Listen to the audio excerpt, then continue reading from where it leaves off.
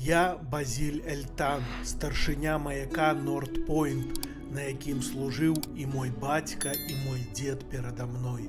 Недалёка ад берагу стаіць гэты сівы маяк над зануранымі слізкімі камянямі, якія бачны каля хвалі нізкія, але нябачныя ў высокіх хвалях. Міма гэтага маяка за стагоддзі хадзілі велічныя баркі сямі мораў. У часы майго дзеда іх было многа. У часы майго бацькі ўжо не так шмат. А цяпер іх так мала, што я часам адчуваю сябе няёмка самотным, нібыта я апошні чалавек на нашай планеце. З дальніх берагоў прыходзілі тыя аргосы мінулага з белымі ветразямі. З усходніх краёў, дзе свеціць цёплае сонца і салодкія пахі, плывуць над неведамымі садамі і вясёлымі храмамі.